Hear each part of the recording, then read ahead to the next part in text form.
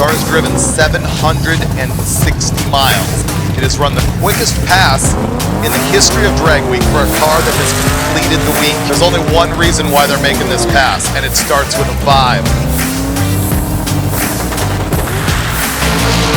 And he gets out solid with a 105 short cut. He goes for the 8th mile, 194 miles an hour, 599 with an 8, 250. That is the first 5-second time in the history of Hot Rod Drag Week.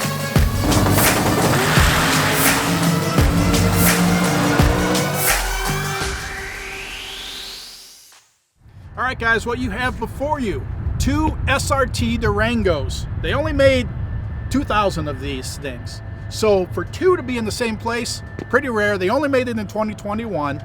Now, what I'm going to tell you, though, makes it even different because these 2 are not alike. So, Hellcat Durango. This is my personal Durango. Hellcat 707, all-wheel drive. This thing launches like a Banshee. Now, this one is a unicorn. Dodge only made 1 of these. And not 1 of 1 because of the paint code or the interior or any of that happy horse shit or whatever that people like to say, oh, I got the 1 of 1. This is 1 of 1 because of the engine. Who knows what this means right here? That means this is a Redeye. Dodge made 1 unicorn. They made 1 Redeye Durango. All-wheel drive, beefier axles, and the Redeye engine in it. So this one has 100 plus more horsepower from the factory than this one. That one they made about 2,000 of, was a final count, a 1-year only deal, something with safety in the back seats or the 3rd row or something. I don't know what the details are, why they could only make it for a short production run, but 2,000 plus of those, 1 of 1 because of the drivetrain. Still 8-speed transmission, still all of those items, all-wheel drive, but Redeye motor, so 100 plus more horsepower from the factory. Our goal with this is to see how fast we can get it. Can we make this the world's fastest Durango? Period. So that is what we're working on. That's what we're going to take you through the steps of, and that's what we're trying to get done with the due date of August. So there was a delay in it. So to give you a little backstory, I was going to get a regular Hellcat, and over the Christmas holidays, it was stolen off of the Dodge corporate lot, along with a lot of other cars or whatever that were there. Well, because of the limited production run, there wasn't another one. So a couple months later, Dodge is like, hey, we found one. However, this one is different than anything else. So they're like, would you be okay if it had a Redeye in it? I'm like, yeah, for sure. So 100 plus more horsepower. Like I said, beefier axles, beefier everything to handle the additional horsepower from the factory. But we're going to put it through its paces. We're going to put some draggies in there. We're going to take the drag strip. We're going to do some baseline stuff with it, because the best I can tell on the internet, and maybe you guys will correct me if I'm wrong, is 8th mile times. The best 8th mile time I've seen from a Durango is like 6:30. So our goal, lofty goal, is to first get it in the 5s, and then by August, our goal is to have this thing in the 4s in the 8th mile. Can we do it? Don't know, but we're either going to break it trying or we're going to get there. So we'll see what happens. Follow along for the journey, and we got a lot more stuff for you to show you what it's doing from the factory, and we'll get after it.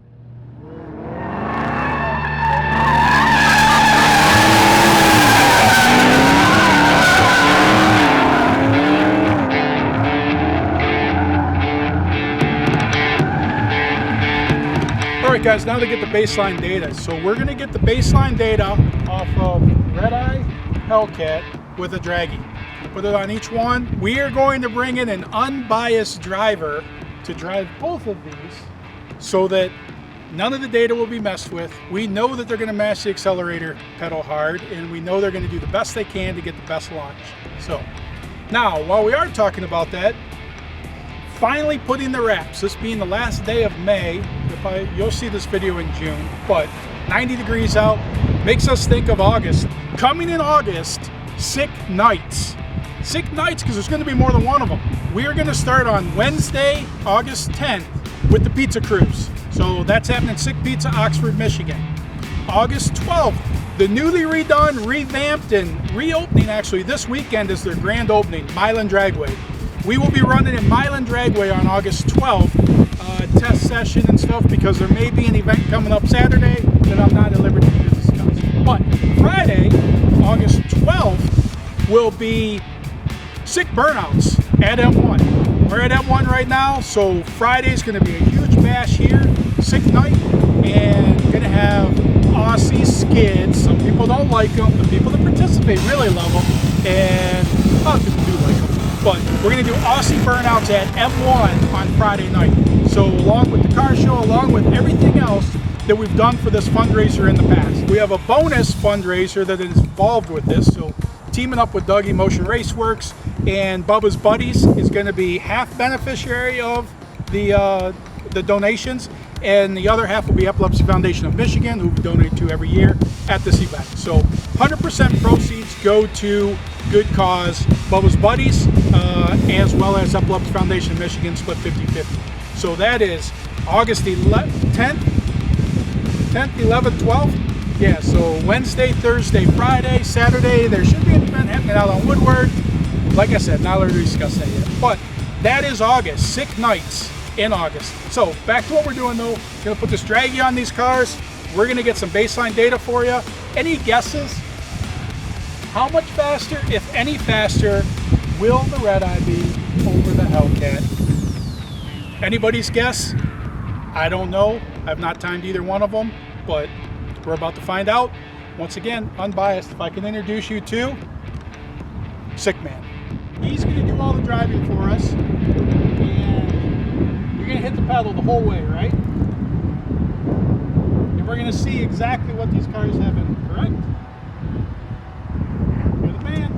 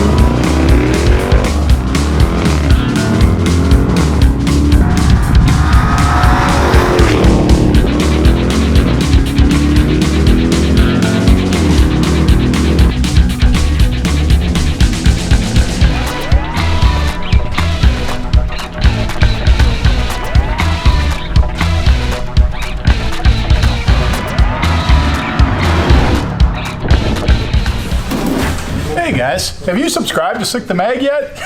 Sick the Mag is the magazine for the drag and drive community. It's kind of more like a book. If you haven't subscribed, get over to sickthemag.com, subscribe.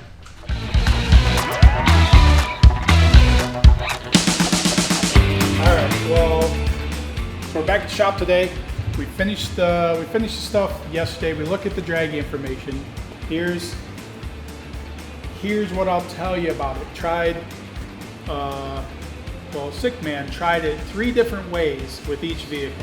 He tried the launch control, he tried foot braking, and launch control, foot brake, just a dead stop, like a barely put some pressure on, and that was about it. So with that, it was inconsistent at best between all of them. We could sit there and run a lot of data back and forth, but to, I guess, cover the Hellcat first. So the base Hellcat, max speed 8th mile, 89 miles an hour. All the runs were between 87 and 89. The best 60 foot was a 394 for the 60 foot. No, once again, it was 90 degrees out, unprepped surface whatsoever, all-wheel drive, traction control, or launch control basically kicking in to keep the stuff from spinning. But 394, which is its best 60 foot, and then its best 8th mile time was a whopping 776. So that's where we sit at with the stock Hellcat. So now the question is the white one faster? About the same? Noticeably faster? I can tell you from what Sickman nodded and winked at me, trying to translate to me. He can't speak, but what he did get across to me was that the white one definitely felt faster from the driver's seat. I think it's got a wider open exhaust on it. It definitely sounds throatier when you just rev it up. So what that translates to on the white one is the white one had a best 60 foot time of 369. So you're talking almost a full 3/10 faster in the 60 foot. It definitely looked like it launched better. All its launches, two of its 60 foots were better than the best 60 foot in the standard Hellcat. And then when you get down to the 8th mile times, across the board had a max mile per hour, 92 miles per hour. So just a few miles per hour higher, and a best 8th mile of 753. So you're talking, once again, that it's all in that 60 foot because it's about 3/10 in the 60, 3/10 all the way through the 8th. So those are your baseline numbers with it. And I guess now you look at it and say what, just realized Jaden's wearing socks with sandals, but dude, you know, like that's fupa big time. But like, we have a long way to go. So if we're saying we want to get this thing into the 4s, and right now we're in the 7s, I believe that I've seen 6s online, that people have put one in the 6s with mods. How are we going to get it to the 4s? And that is a tall order. More details to come on that, but I can assure you that, like I said before, we're either going to break it trying or we're going to get there. So future stuff coming on that, and we will let you know. All right, well, 1.0 goal stick to the car show tonight. Putting 7s back into it, going to the street plugs from the race plugs were in it. We never did get to run with the race plugs, but these will foul out. I drive them too much on the street. Buddy Greg Powers stopping by. He's in town for the Milan race. It actually isn't happening this week, but it was supposed to be happening. They just don't have the track 100% ready.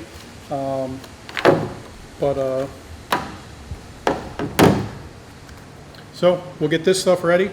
Rick and Bob are out screwing around with the trailer because the trailer's on its last leg. It was doing a little wiggling, a little too much wiggling. On the way back from Florida, we still took it to Indy and know that it's on borrowed time. So they are in the process of pulling that apart so that we can hopefully get that ready to travel soon. So, but also Tesla. Ended up with a Tesla as a rental, courtesy of Doug Cook's Motion Raceworks account. So we had that down in Texas, so I'll give you a little snippet of that and the experience with that. All right, guys, down here in Texas for a graduation party, and Doug Cook, buddy, said, you know, Motion, big non-EV guy, but he's like, hey, I get a good discount at Hertz, so if you want to use my, whatever, our company deal or whatever for it, I'm like, okay. And so we get here, and they say, do you want the usual? And I said, sure. And what comes around the corner? So I think Dougie might be hiding something from us on this whole EV concept, for the fact that, like, when I say I'm with Motion, we get this.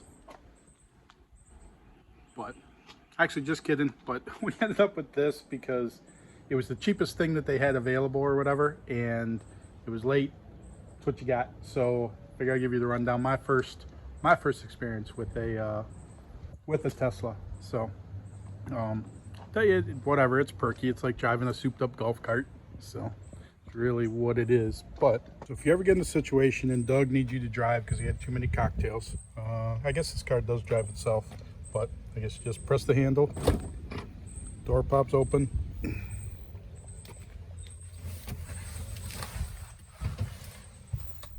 Get in, press the brake pedal, powers up, tap key. Oh, you gotta take the key, goes here,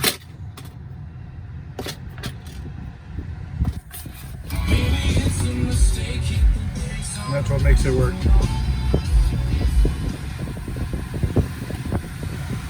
So, don't know. Been driving it for a couple days. Just like a big iPad controls the whole thing. But that's it. And you basically, that's what you got. First, drive. Well, you press this car thing. I haven't been figured out how to get fancy performance mode or anything.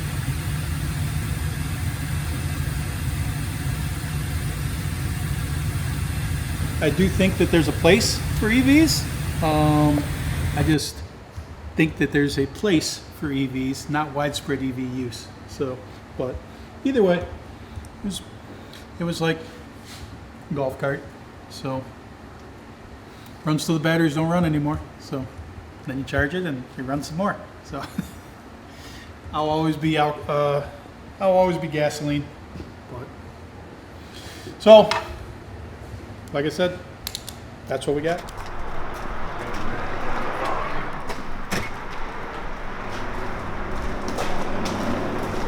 Did you bust the windows out of this? Yeah. What the hell are you doing? Hey, I was in a tirade. You did this? Yeah. Dude. It's funny when a hammer will do that. Jeez. I'm across that upper corner Right. and could run into this. So depending on how, obviously the bigger the corner gusset, the stronger that's going to be. Were those windows really not talking after those cars come in? Yeah. Huh? Yeah. Did you get a picture of that? Look at that boy. Look at the whole trailer just.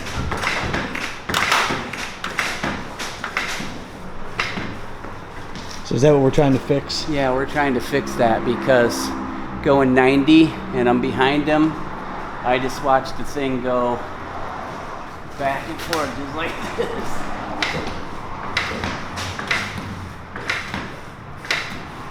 So we gotta pull it all back together, weld it all, and then do a better job of gusseting it.